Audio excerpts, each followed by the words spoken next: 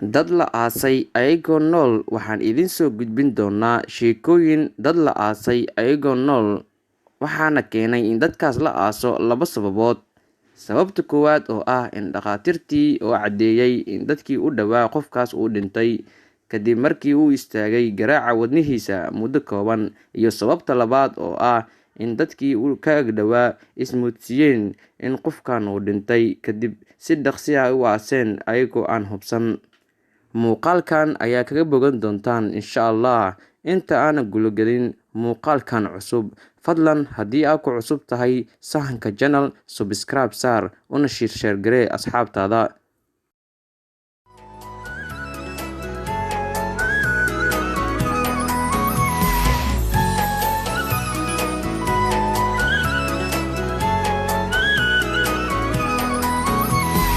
مرحب مرحب يا هلال، أهلا أهلا كيف الحال؟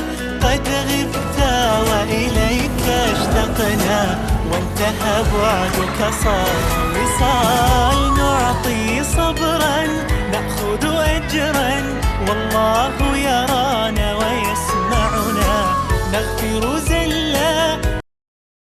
Mrs. Damba sanadii 1915 oo ahayd da'deeda 30 jir, waxaa ku dhacay xanuun halis ah. Waxayna la tacaalaysay muddo dheer. Maalin maalmaha ka mid ah, waxaa istaagay garaaca wadnaheeda muddo ilbiriqsi ah. Dhakhaatiirtii waxay aamineen inay dhimatay. Maalintii labaad waxaa la qabanqaabiyey janaasadeeda, waana la aasay. Gabar ay walaalo ahaayeen ayaa ka soo habsaantay ka qaybgalka janaasada, waxayna go'aansatay inay ka tagin gabadha ay walaalaha yihiin ilaa laga rogayo ciidda si ay u sawootiso meydka walaasheed.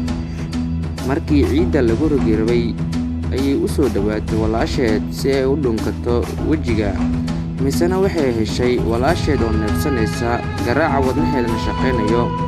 Way la yaabeen dhammaan dadkii ka soo qaybgalay janaasada arrinkaas, waxayna sii nooleed gabadhii dhacdadaas kadib muddo 47 sano ah.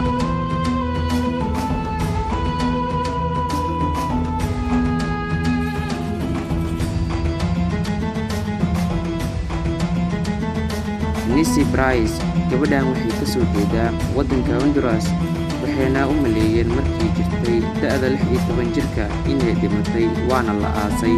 Laakiin maalmo kadib, qoyskii waxay dareemeen argagax iyo cabsi kadib ninkeedii oo dul fadhiyo qabriga wuxuu maqlay cod qayli ah oo ka soo baxayo xawaasha.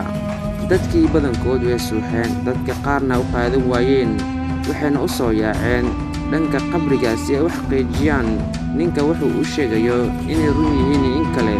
Markii ay dul tageen qabriga, waxa ay maqleen qayli ka soo baxayo qabriga, waxaana ogaadeen inay nooshahay gabadha qabriga ku jirta. wayna ka soo saareen, waxayna ula carareen isbitaalka ugu dhow. Laakiin nasiib daro, gabadhii mar labaad ayay geeriyootay.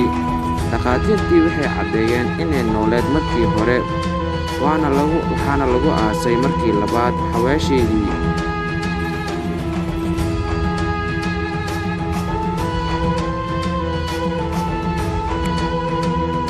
walaal, haddii aad tahay qof xiiseeya barashada tiknoolajiyadda casriga, fadlan subscribe saar Naabil Cadde, siina share garee. Mahadsanid.